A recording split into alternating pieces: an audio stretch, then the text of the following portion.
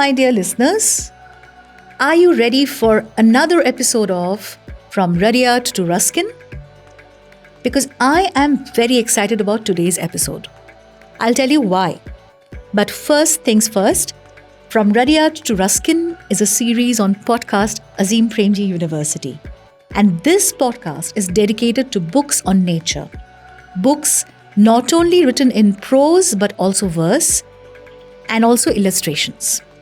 And I am Aditi, and I'm privileged to be your guide into this world of stories. Now, coming back to why I am so excited about this episode. The answer lies in the name of the series, From Rudyard to Ruskin. The book I've chosen for today is written by one of the two phenomenal authors this series is named after, Ruskin Bond. Just the name triggers a range of emotions in a book lover's mind. This is a name that many of us have grown up with. This is a name that many of us still fall back upon to relive memories. This is a name that has inspired and continues to inspire not just writers, but anyone who wants to feel one with nature, its many blessings, and the invaluable heritage that the world of trees, birds, animals, and insects is.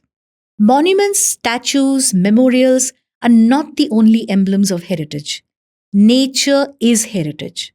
And Ruskin Bond is a person who learned this early in life. And through his writings, he has inspired generations to love and cherish the natural world around them. Now, before I start the book review, a few words on Ruskin Bond. Even though he really needs no introduction, still.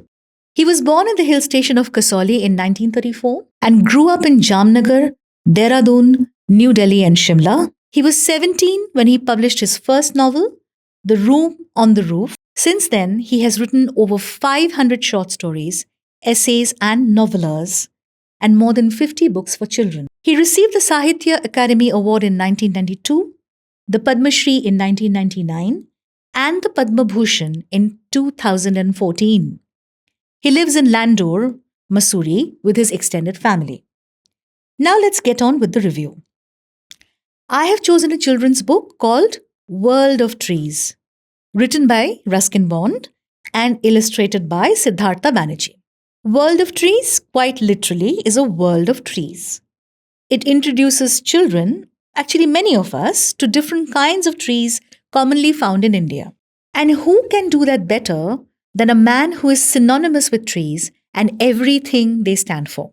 The book begins with the description of the mighty banyan tree, the banyan tree that we have all seen everywhere in India, and its distinctive aerial roots. Ruskin Bond describes the banyan's vastness by comparing it to a 3-story apartment. Now that is an interesting and relatable comparison that will immediately appeal to his young readers. Now see how beautifully and evocatively he describes the tree. Apart from boys and girls, it attracts a large number of visitors: birds, squirrels, insects, flying foxes, and many of these interesting creatures actually live in the tree. See, doesn't that immediately paint a picture with words? You can now visualize the banyan tree as a residential complex, teeming with life. When talking about the sacred peepul, the peepul tree, Ruskin Bond tells us why it is revered by Hindus, Buddhists, and Jains alike. He says that it is no wonder so many rishis or hermits chose to meditate under the peepul tree. And even the Buddha achieved enlightenment under the tree. That is how the peepul tree got the name of the Bodhi tree, or the tree of wisdom. Then, Ruskin Bond compares the flowers of the semal or silk cotton tree to a shuttlecock. A shuttlecock if it were painted bright crimson or red. Now, isn't that another brilliant example of the visual quality of his writing? So, what are the other trees that we find in the book? The beloved mango tree and its majestic groves, the towering royal palms, the pretty mahua and sal, the benevolent neem tree, which is a complete pharmacy in itself, the imli or tamarind tree, the fragrant champa, and so on. The writer even goes on to talk about the trees specifically found in the Himalayas, such as the rhododendron and deodar or devdar tree.